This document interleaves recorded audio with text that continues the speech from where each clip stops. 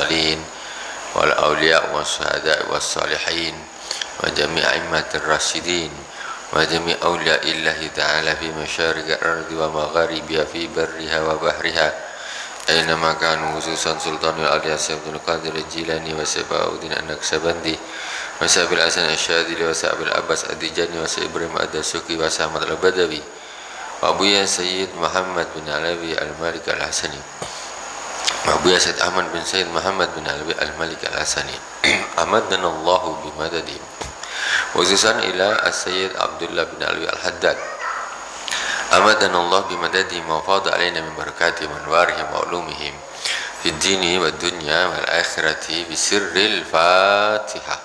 A'udzu billahi minasy syaithanir rajim. Bismillahirrahmanirrahim. Alhamdulillahi rabbil alamin. Ar-Rahmanir Rahim. Maliki yaumiddin. إياك نعبد وإياك نستعين اهدنا الصراط المستقيم صراط الذين أنعمت عليهم غير المغضوب عليهم ولا الضالين آمين.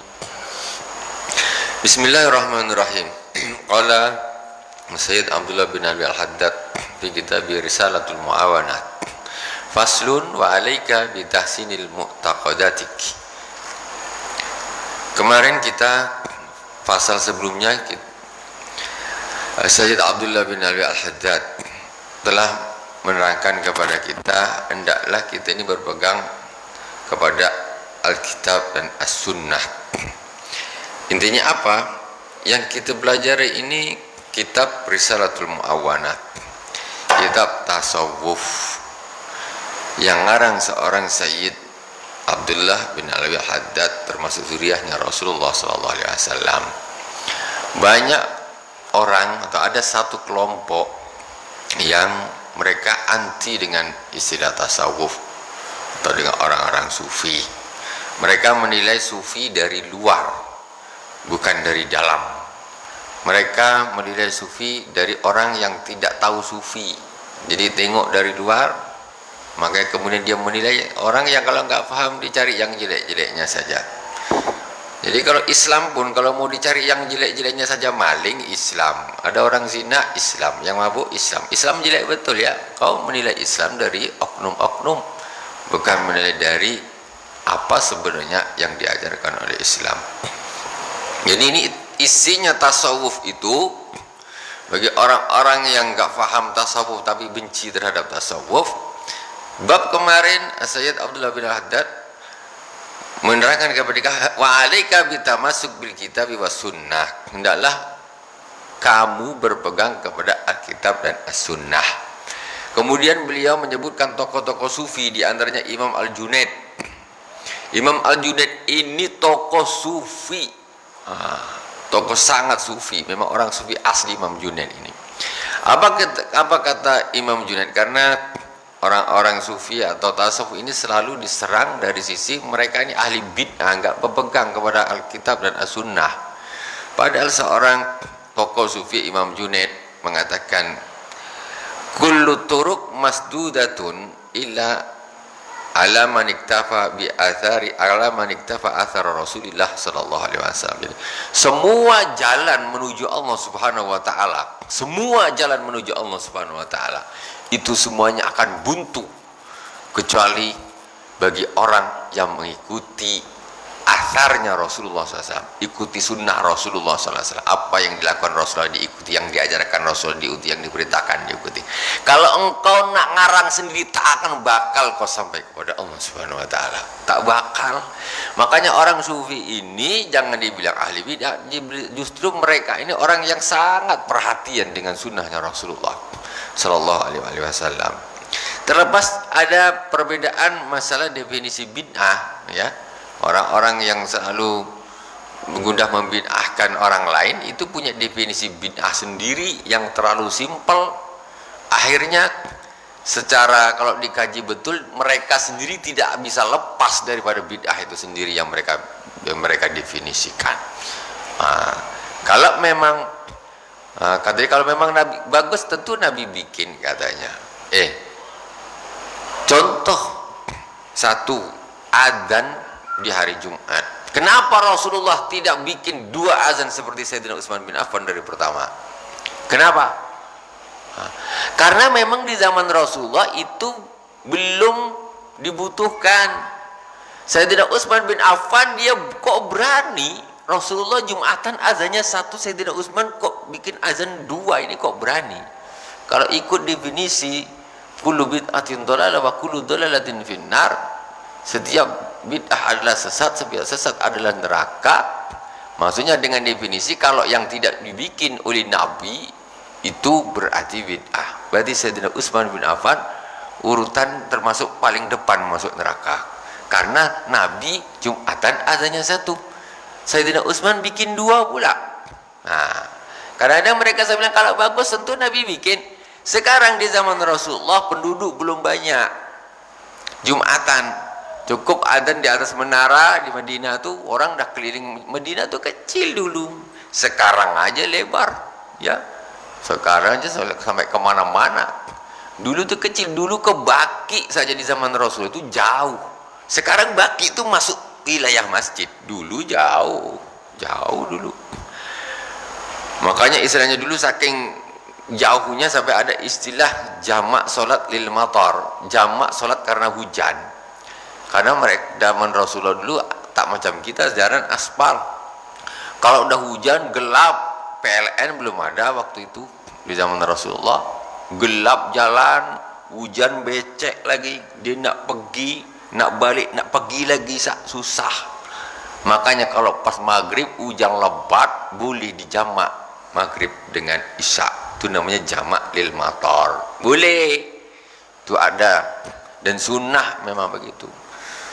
Tapi kalau zaman kita sekarang nih, listrik di mana-mana, semuanya aspal, segala pergi ke ke masjid pakai mobil pun bisa.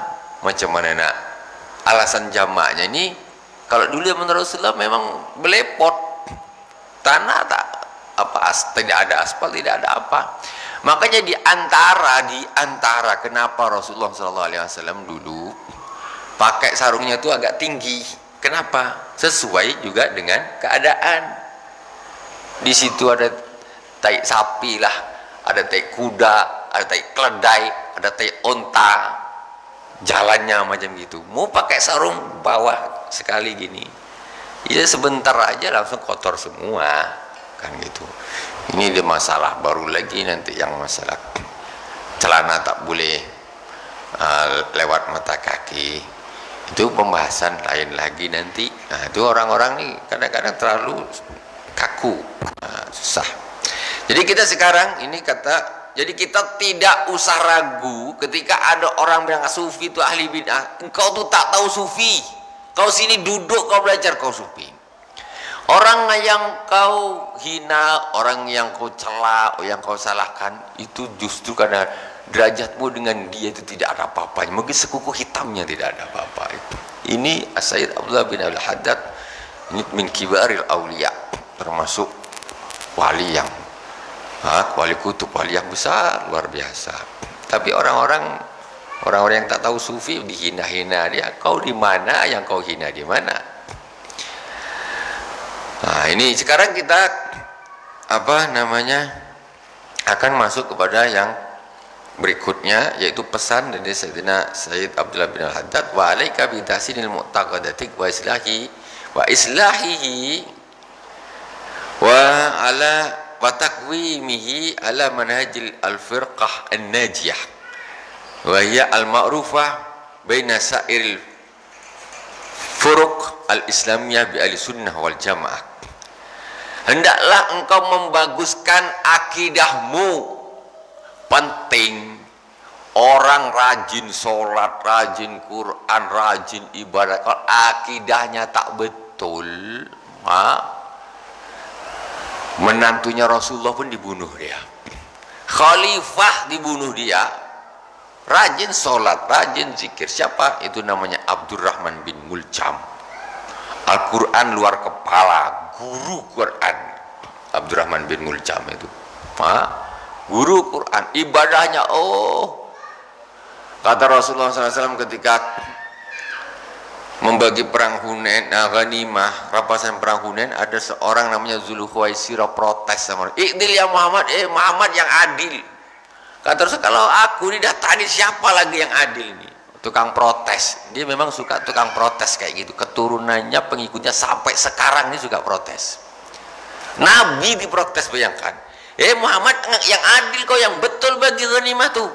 Masa yang bersahabat yang lama-lama kau kasih sedikit, ini yang baru ikut sekali dua kali kau kasih banyak? Diprotes dia Nabi. Ini Zulkhuwaisirah. Kata Rasulullah, saya khruju min di hadza qaumun yaqra'una al-Qur'an wa la yujawizu hanajirahum. Akan keluar dari sulubinya orang ini nih, suatu kaum yang dia membaca Al-Qur'an itu tidak melewati tenggorokannya, maksudnya hafalannya gini. Hafalannya itu luar biasa, tapi cuma di mulut saja. Hati-hati mau cari tahfiz Quran, tengok akidahnya dulu. Karena yang bunuh Sayyidina Ali itu hafiz Quran, guru hafiz Quran, bukan ngapal Qurannya yang tak bagus. Ngapal Quran bagus, sahabat tuh hafiz. Tapi tengok dulu akidahnya, jangan asal ini bagus, ini Quran. Qurannya bagus, akidahnya yang salah. Buktinya apa? Itu akhirnya kata Rasulullah, ternyata akhirnya betul ada kemudian di pengikutnya Zulkhuwaisirah ini, di zamannya munculnya itu yang kuat di zamannya Sayyidina Ali, ya, di zamannya Sayyidina Ali. Jadi mereka yang suka mengkafirkan orang lain, merasa paling Quran. Jadi kaum waktu itu namanya kaum Khawarij. Jadi modelnya tuh suka ngafirkan orang, merasa paling benar, merasa paling Quran. Kaum Khawarij itu suka Al-Quran diangkat ya. La hukma illa lillah, la hukma illa lillah, la hukma illa, tidak ada hukum kecuali hukum Allah Subhanahu wa ta'ala. Makanya terus kata Rasulullah waktu membagi perang Hunain itu, kata Rasulullah di dalam riwayat yang lain, yaqtuluna ahlal Islam wa yad'una ahlal awthan. Kelompok mereka itu nanti dia justru ini suka membunuh orang Islam sendiri. Jadi dulu di zaman Saudi Arabia itu pertama pembukaannya itu di kerjasama antara Inggris juga, terus kelompok ini yang suka mengkafir-kafirkan itu kaum muslimin banyak dibunuh, dianggap sudah keluar dari agama, sudah musyrik, dibunuhin semua. Itu belum lama itu terjadi.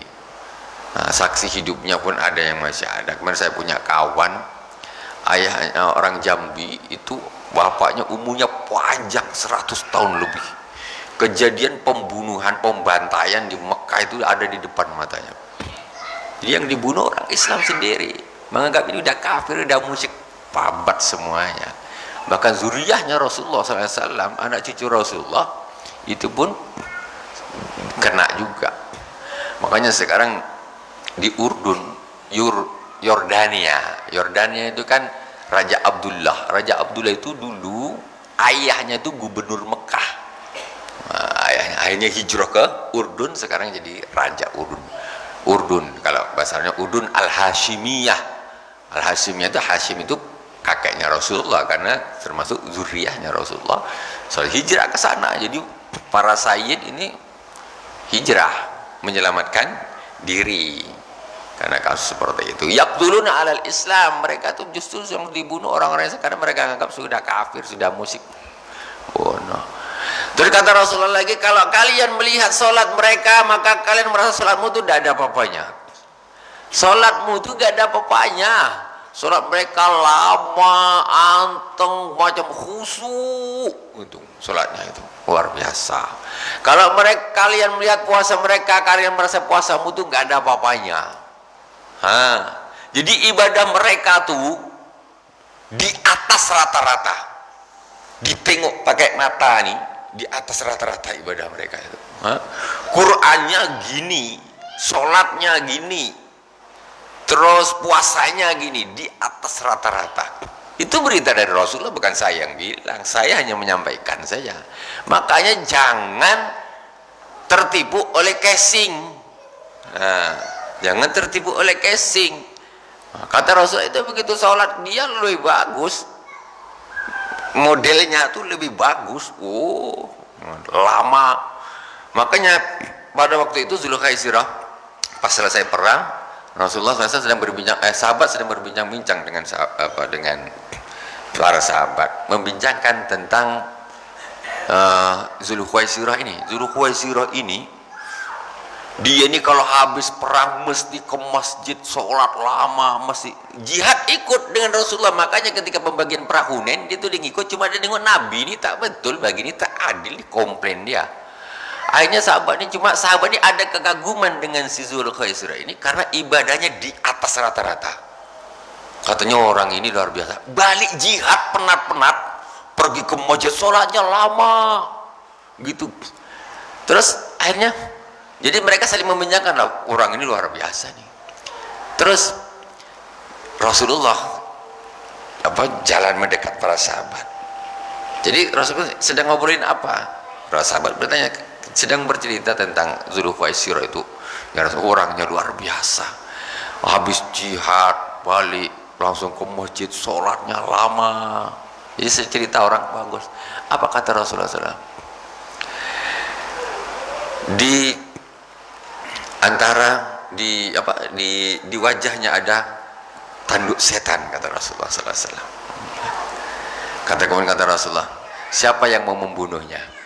Ditantang begitu sama Rasulullah SAW. Siapa yang mau membunuhnya? Kata Sayyidina Abu Bakar, saya Rasulullah. Orangnya tengok alim, sholatnya luar biasa. Sayyidina Abu Bakar kemudian pergi ke masjid. Masuk ke masjid, Zulkhaisirah ini sedang sholat. Sholatnya lama. Makanya kata Rasulullah ini, kalau kalian melihat sholat mereka, sholat wudhu tak ada apa-apanya. Akhirnya Sayyidina Abu Bakar masuk. Kata saya, aku nak bunuh orang sholat macam mana? Tak jadilah, balik lagi ketemu Rasulullah. Ketemu Rasulullah, balik ketemu Rasulullah. Kata Rasulullah, Abu Bakar, kau udah bunuhnya? Udah bunuh dia? Belum ya Rasulullah. Macam mana aku nak bunuh orang sedang sholat ya Rasulullah? Udah, kata, siapa yang mau membunuhnya? Sayyidina Umar. Saya Rasulullah. Gantian Sayyidina Umar pergi ke masjid, nyari yang namanya Zulkhaisirah ini lagi ibadah. Jadi ketika dia tengok sholatnya masih belum selesai, Sayyidina Umar bingung juga, macam mana orang sholat aku bunuh nih. Akhirnya balik lagi, Umar dah aku bunuh? Tidak ya Rasulullah. Macam mana aku nak bunuh orang sedang sholat? Siapa yang mau membunuhnya? Sayyidina Ali ketiga. Saya ya Rasulullah. Begitu Sayyidina Ali masuk ke masjid, ternyata orangnya sudah tidak ada. Wah, kena Sayyidina, kalau ada mungkin selesai juga nih. Tapi akhirnya ternyata apa? Justru di akhir hayatnya Sayyidina Ali dibunuh oleh pengikutnya. Itu Abdurrahman bin Muljam, ini pengikutnya Zulkhaisirah. Sayyidina Ali habis sholat dibunuh sama Sayyidina. Itu seorang habis Quran, sholatnya ya kayak gitu, luar biasa. Jadi sombongnya keterlaluan. Jadi ketika sahabat ini sedang berbicara dengan Rasulullah, dengan sahabat, pernah satu kejadian Zulkhaisirah ini lewat dia hanya bersalam kepada Rasulullah SAW. Kepada sahabat dia tak ada salam, cuma khusus kepada Rasulullah. Apa kata Rasulullah? Apakah engkau merasa lebih baik daripada mereka? Naam ya Rasulullah, kata. Iya, itu penyakit seperti itu. Jadi modelnya, sifatnya itu merasa paling benar, paling bagus, suka nyalain orang, suka ngomplain orang, mengkafirkan orang, ibadahnya ngalah-ngalahin orang pada umumnya. Hati-hati, jangan tertipu dengan casing. Ini tengok, ini sekarang Sayyid Abdullah bin Al-Haddad. Ya mereka paling merasa paling Quran, paling sunnah, biasa itu. Kayak gitu model-modelnya kayak begitu. Hati-hatilah. Jadi kata Sayyid Abdullah bin Al-Haddad, hendaklah engkau membaguskan akidahmu, menguatkannya ala manhajil firqah an-najiyah, mengikuti manhaj firqah, satu kelompok yang selamat. Makanya kata Rasulullah kan, nanti umatku akan terbagi menjadi 73 golongan. Satu masuk surga, 72-nya tak masuk surga, masuk neraka. Satu saja. Siapa yang satu nih? Kan? Sana ngaku. Jadi namanya Ahlus Sunnah wal Jamaah. Sana ngaku Ahlus Sunnah, sana ngaku Ahlus Sunnah. Nah, tengok, kita tak boleh ragu. Wa ya al-ma'rufa baina sa'iril firqah al-islamiyah bi ahli sunnah wal jamaah. Jadi firqah yang selamat ini, kelompok yang selamat ini, Islam terpecah. Islam sekarang kan banyak ini terpecah nih. Ada Islam ini, ada Islam ini, ada Islam ini, Islam ini, macam-macam. Sekarang yang selamat tuh mana? Firqah Najiyah, ahlu sunnah wal jamaah. Mereka siapa? Nanti pembahasannya mudah tanya di bawah. Wahum secara global wahum al-mutamassikuna bima kana ali Rasulullah sallallahu alaihi wasallam wa ashabuh. Yaitu mereka yang berpegang teguh apa yang berasal dari baginda Rasulullah sallallahu alaihi wasallam dan para sahabat. Rasulullah dan para sahabat. Kata Rasulullah, alaikum bisunnati wa sunnati khulafair rasyidin. Kata Rasulullah, hendaklah engkau mengikuti sunnahku dan sunnah khulafaur rasyidin min ba'di. Termasuk ada, mohon maaf ya, ada sekarang ada satu praktek, contoh Jumatan nih. Jumatan ada satu kelompok yang kita pakai azan satu aja ikut Nabi. Memang di zaman Rasulullah itu Jumatan satu azannya, memang tak dua. Juga itu zaman Rasulullah, zaman Sayyidina Abu Bakar, zaman Sayyidina Umar, ini azannya memang satu. Ketika khatib di atas mimbar baru azan, sebelumnya tidak ada. Sampai Sayyidina Utsman baru ada.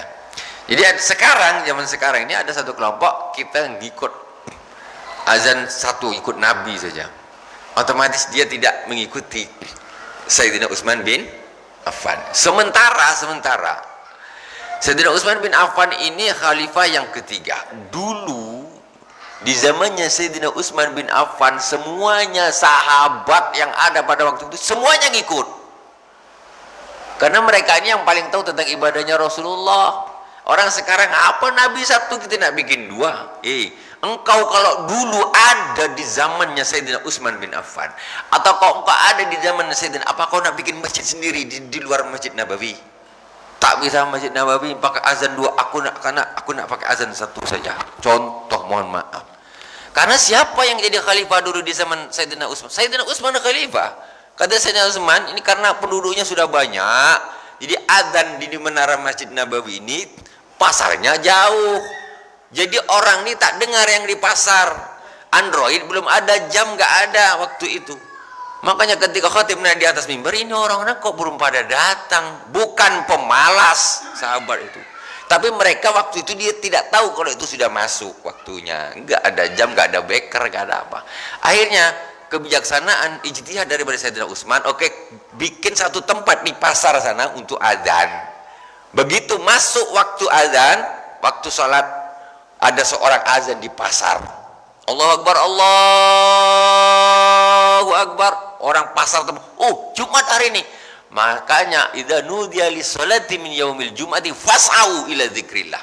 Ketika dipanggil panggilan di hari Jumat, yaitu azan Jumat, fas'au ila dzikrillah, maka cepat-cepatlah menuju zikir kepada Allah.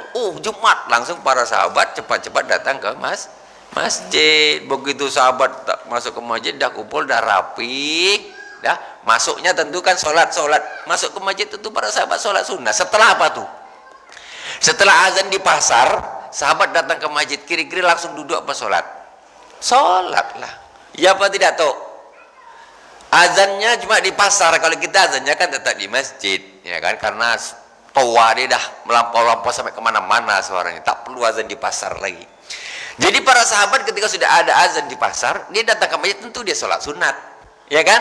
Udah sholat sunat. Setelah apa nih? Azan pertama. Begitu dah sholat sunat, dah selesai, dah rapi, khatib naik ke atas mimbar, baru azan lagi. Macam kita juga kan?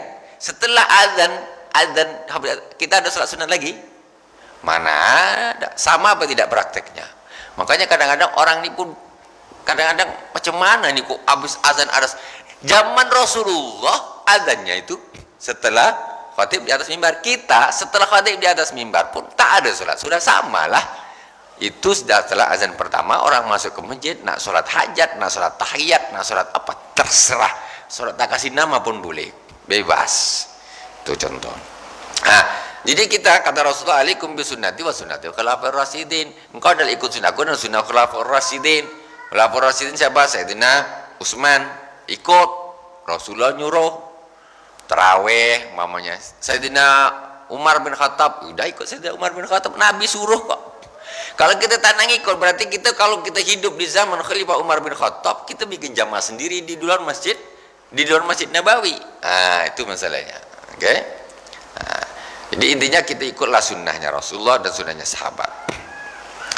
Kemudian wa anta idza nazarta bi fahmil mustaqimin an qalbin salimin fi nususil kitab wa sunnati li ulumil iman wa talata siyar salaf as-salih min ashabati wat tabi'in alimta wa tahaqqaqta anal haqqa ma'al firqa al mausumah bil asy'ariyah nisbatan ila Syekh Abil Hasan al-Asy'ari rahimahullahu taala faqad rataba qaidal aqidah alil haqq wa harrara adillatahu. Kalaulah kata Sayyidina Imam Sayyid Abdullah bin Al-Haddad, kalaulah kita melihat, memahami dari hati yang bersih, hati yang lurus daripada Alkitab dan As-Sunnah, daripada Quran dan Hadis, ya, tentang keimanan ini, juga kita melihat sejarahnya ulama-ulama terdahulu, sejarah salaf, para sahabat, para tabi'in, kita tengok dari dulunya ini sejarahnya mereka itu seperti apa, salafus saleh minas sahabat wa tabi'in, dari sahabat macam mana.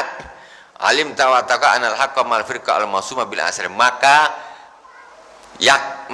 kita akan yakin, ya, bahwa sesungguhnya kebenaran itu ada pada satu kelompok yang namanya Asy'ariyah. Asy'ariyah ini apa? Akidah yang kita ini, yaitu akidah yang dinisbatkan kepada Syekh Abil Hasan al-Asy'ari. Namanya kita ini Asy'ariyah, Ahlussunnah wal Jamaah Asy'ariyah. Tandanya yang Asy'ariyah apa? Yang seperti kita biasanya belajar kitab apa sifat 20, itu namanya Asy'ariyah.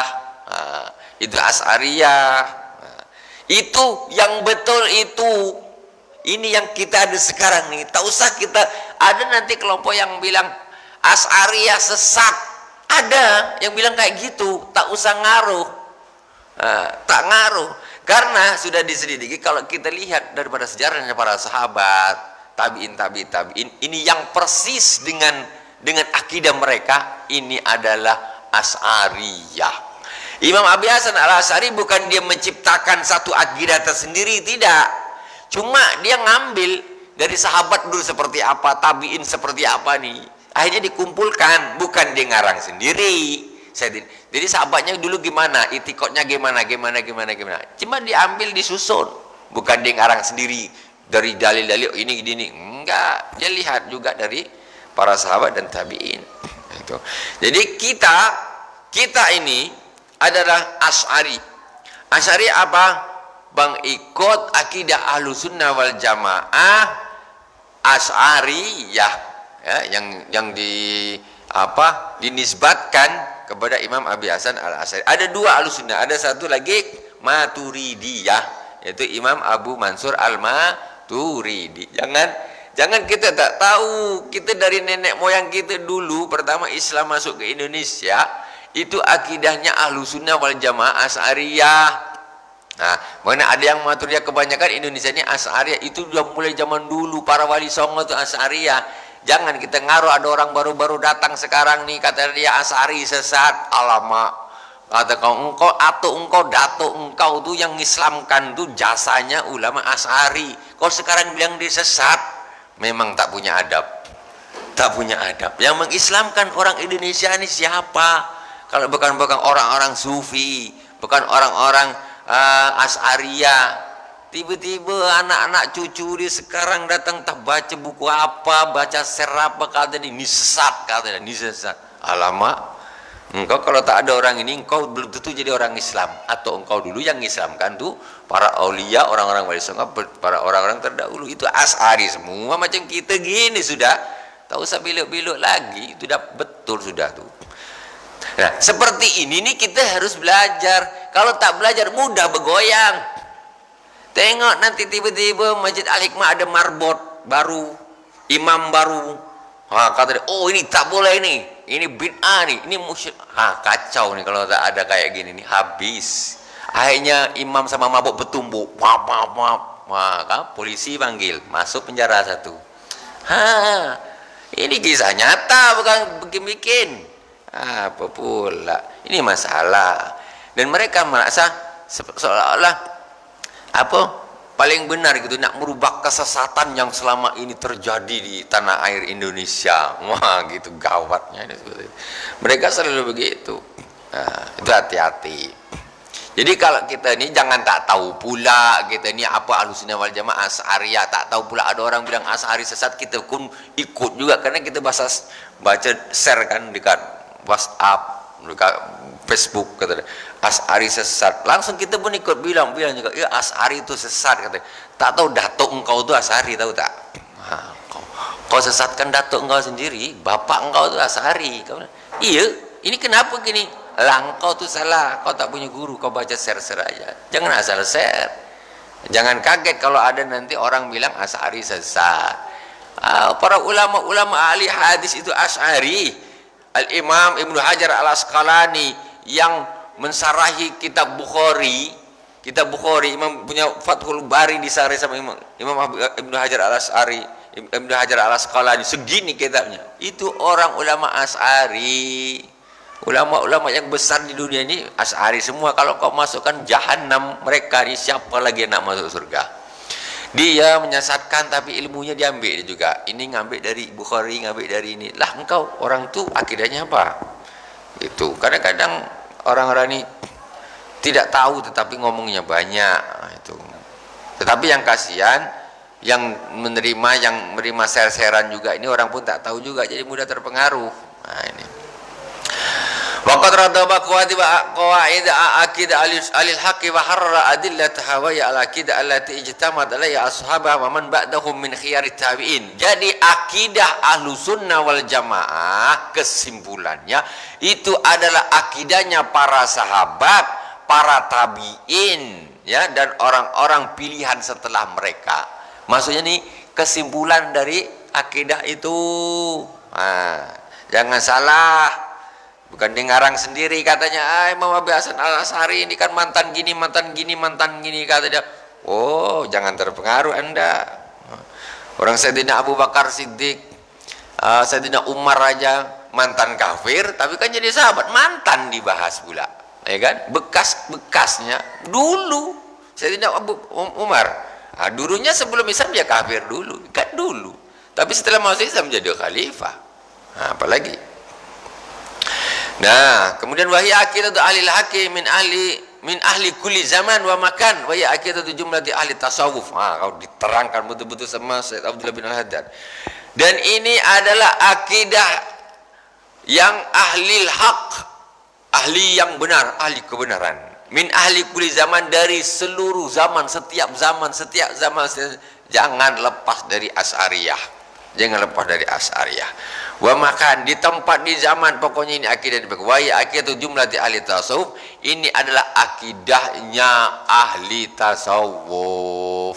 Nah, ahli tasawuf itu akidahnya secara akidah itu Asy'ariyah.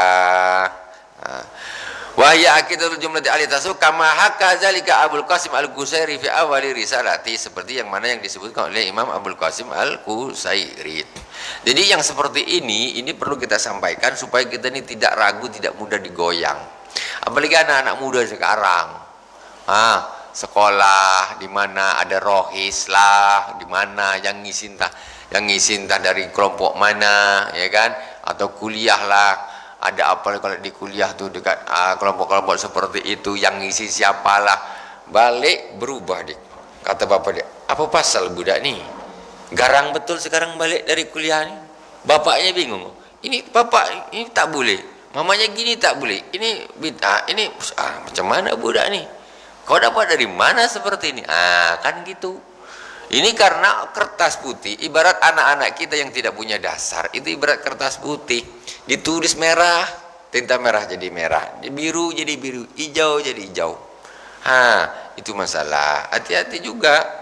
Kuliah nak, tapi kau betul sikit nanti cari akidah, jangan cari majlis-majlis yang banyak makan, dia yang gratis-gratis sering pergi tapi kau tersesat, apa gunanya?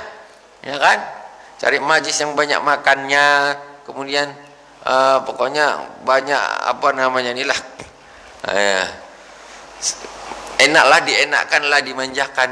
Tetapi di situ yang dimasukkan adalah akidah-akidah yang tidak sesuai dengan as-sahabat wa tabi'in. Jangan gitu, akhirnya balik berkelahi dengan bapaknya, dengan mamanya, dengan atuknya. Bapaknya meninggal, tak boleh baca Quran, tak boleh kunduri. Lah sudah. Kalau gitu besok kita takziah ke rumah dia, baca Batam Pos saja. Ada orang gitu toh, datang ke saya, macam mana saya ini takziah kemarin. Pas takziah ke rumahnya kami tidak baca Quran, sama anak dia tak boleh. Kata dia, lah jangan baca. Ini kan kebodohan namanya. Oh kalau gitu baca Quran tak boleh, baca Batam Pos boleh tak? Apa dia nak jawab? Boleh. Kalau kita takziah baca Batam Pos atau apa tu haluan Kepri saja. Dah selesailah tu. Macam mana lah orang baca Quran tu yang tak boleh di WC itu tak boleh. Di rumah orang kok tak boleh? Macam mana lah ni? Di atas kuburan tak boleh? Mana dalilnya? Baca Quran di atas kubur tak boleh? Mana dalilnya? Hadisnya mana? Kalau ada Nabi bilang janganlah kau membaca Al-Quran di atas kubur, saya tak mau baca. Kalau ada Nabi bilang janganlah kau baca Quran kalau orang meninggal dunia, saya pun tak mau baca. Ini tak, kalau tak ada dalil dianggap dilarang. Kan salah. Mengharamkan sesuatu itu butuh dalil. Kenapa arak haram? Ada dalilnya. Kenapa judi haram? Ada dalilnya. Kenapa zina haram? Ada dalilnya. Kenapa zina haram? Ada dalilnya. Kenapa baca Quran untuk orang mati haram? Karena tak ada dalilnya. Lah kan sudah. Macam mana tuh? Karena apa Pak? Karena tak ada dalilnya. Kok gitu? Semua mengharamkan itu juga butuh dalil. Ini kenapa haram? Karena tak ada dalilnya. Lah terus makan durian, dalilnya mana? Mana dalilnya makan durian? Tak ada dalil. Lah haram kalau gitu jadinya. Repot. Jadi ini yang menjadikan kesalahan apa? Tidak adanya dalil itu dijadikan menjadi dalil keharaman. Ini kesalahan yang fatal. Tidak adanya dalil itu dijadikan dalil keharaman. Padahal mengharamkan sesuatu itu juga butuh dalil. Mengharamkan sesuatu butuh dalil, tapi dia enak. Ini hadisnya mana? Ini dalilnya mana? Tak ada, haram. Lah, kok enak? Mana dalilnya yang mengharamkan? Kita harus gitu. Kau minta aku dalil, aku minta engkau juga dalil. Kalau kau bilang ini membaca Al-Quran untuk orang yang mati ini haram, mana dalilnya dulu yang Nabi mengharamkan? Jangan kadang orang ini dihantam, ini dalilnya mana? Dalilnya. Kita manalah tahu orang awam suruh minta dalil. Baliklah, kalau gitu aku minta juga dalil lah, gantian. Ini kalau kau bilang haram, dalilnya mana? Mana Nabi bilang haram? Gitu. Jadi jangan seenak-enaknya aja kau nang haramkan kalau tak ada dalil haram, tak ada dalil. Banyak perkara yang tak ada dalilnya justru jadi haram semua nanti. Cuma orang awam ketika tidak sadarkan kita sampai yang gini, diam aja keok lah. Iya, macam aku nak jawab macam mana nih? Tak ada dalilnya. Haram. Habis azan pertama, solat sunnah, bid'ah. Kah? Mana dalilnya solat sunnah setelah azan pertama? Orang-orang bingung lah, apa ya dalilnya? Tak tahu pula. Dah, tak usah gitulah. Sekarang aku balik tanya lah. Ada tak dalilnya solat 2 rakaat ya? Waktu sebelum khatib atas mimbar, sebelum azan khatib naik ke atas mimbar, itu Nabi melarang. Ada tak dalilnya itu? Haram bagi kalian solat 2 rakaat sebelum azan pertama. Ada tak dalilnya? Kalau ada aku pun tak mau solat juga. Gitu caranya. Jadi kita jangan terperosok oleh kalau tak ada dalil berarti haram, tak ada dalil berarti haram. Engkau pun nikah pakai bahasa Indonesia pun tak ada dalilnya juga. Mana ada dalilnya? Aku terima nikah dan kawinnya Fulana bin Fulan dengan mas kawinnya sebentuk cincin emas tunai. Ada dalilnya nikah pakai selain bahasa Arab tu boleh? Mana ada dalilnya? Kau nikah kau pun bahaya juga tuh.